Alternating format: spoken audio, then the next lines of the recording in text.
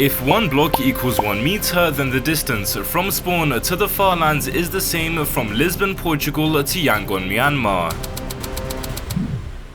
What I just told you is the tip of the iceberg of the Farlands, and there is much more. There are types of Farlands that violate the rules of Minecraft and physics itself. To get this far in the first place, we need to understand how they form. A lot of complex algorithms create the Farlands in Minecraft, but there are only 3 we need to worry about. 3D Perlin noise creates natural terrain in Minecraft, and in this you have 3 types: high noise, low noise, and selector noise. Think of it like a XYZ axis. High noise is a Minecraft map, and so is low noise. Selector noise blends the two together to create a normal looking Minecraft terrain, hence the name 3D. This same algorithm repeats itself steadily 12,550,820 times. However, with one more repetition, things change rapidly.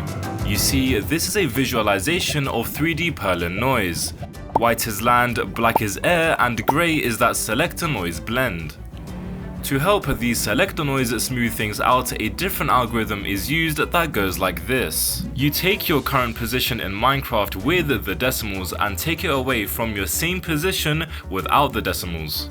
In normal Minecraft, the number will and should always come out between 0 and 1, however, there are limitations. What I didn't tell you is that Minecraft runs on a 32-bit system, meaning the max distance you can go is 2.147 billion blocks.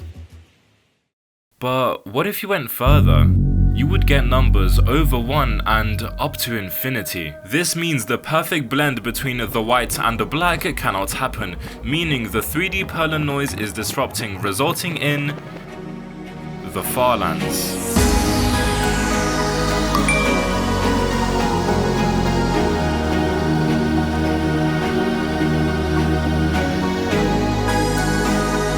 If that hasn't fried your brain like it has mine, just wait, because this next bit definitely will. Not only do the Farlands span infinitely across the X and Z axis, but it also does vertically. Minecraft just limits how high in terrain is able to go, but if you remove it, you can see all types of fantastic arrangements in the Skylands and the Voidlands. While you can fly up to the Skylands, getting to the Void Farlands is much more difficult, so apply a few mods because the Void might kill you. Since the normal Farlands have different variations such as the Fatherlands, the same rule applies to the Skylands and the Voidlands. But what happens if the X and Z axis meet together? Enter the Corner Farlands. In the X-axis, the high noise works but the low noise doesn't, and vice versa for the Z-axis. The high noise doesn't work but the low noise does.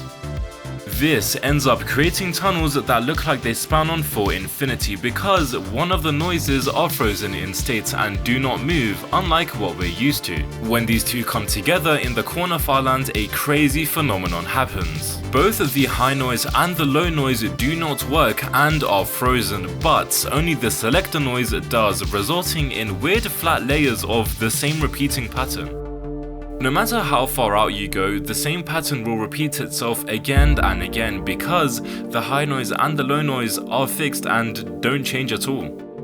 This gets even worse when you travel beyond 1 billion blocks into the Fatherlands.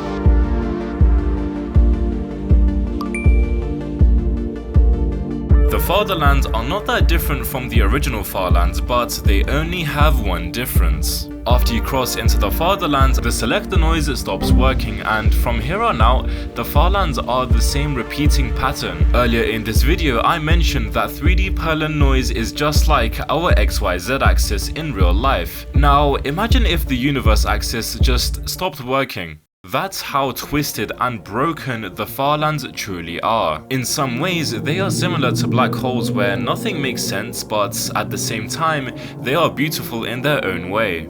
The distance from spawn to the Fatherlands is so big that if you ran around the Earth's equator 25,000 times, you still wouldn't reach it. At the Corner Fatherlands, the same repeating pattern we saw earlier stops as well, and we're left with a flat plane going on forever.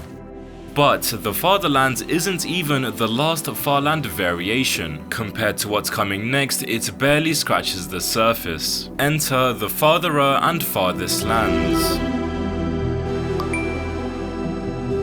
Until 2 years ago, the Fartherer and the Farthest lands were only a theory because it was not possible to reach them. You see, the 32-bit integer limit is at 2.1 billion, just a little bit after the Farlands begin.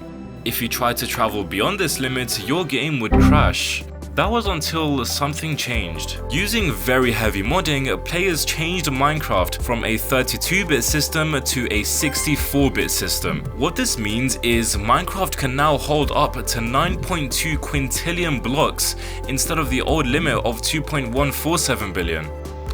In other words, we can see the Fartherer, the Farthest lands, and the secret final Farlands, which I haven't told you yet, which I'll tell you a little later. Minecraft itself breaks down so heavily at these distances that both the high noise and the low noise completely stop working, meaning that only the selector noise works. This video was made using as little mods as possible, but for this next bit, you're gonna have to trust me. Enter the fifth and final Farland that rarely anyone ever covers. The Fringe lands. It's at this point that we abandon all laws that we made earlier in this video because, like a black hole, nothing makes sense here. Also, with the 3 dimensions of low noise, high noise, and selector noise, they all work here again, but in ways so twisted that I can't even explain. After the Farthest lands, Minecraft terrain enters into a 4-stage process of degradation. This degradation starts as soon as the Farthest lands hits the 64-bit limit of 9.2 quintillion. Through the 4 stages of degradation, you can see that parts of the Farlands are simply disappearing into thin air, leaving behind fringes, hence the name the Fringe lands. The Fringe lands are split up into 4 stages, which mean they all have their own name. The first stage is the Fringe lands, the second stage is the Fringe Fartherlands, the third stage is the Fringe Fartherer lands, and the fourth and final stage is the Fringe Farthest lands. So what comes after the Fringe lands have fully decayed? This is where we reach the final and hard limit of Minecraft. The 1024 integer limit is also known as the 64-bit floating point limit, and it is the finale of Minecraft, and you cannot travel any further beyond this point. Reaching this distance would take longer than the age of everyone who ever lived on the earth combined together. And once you reach this distance, numbers don't exist. 1 divided by 0 makes sense, and so does tan of 90 degrees. Once you cross over the 1024-bit limit, you enter infinity.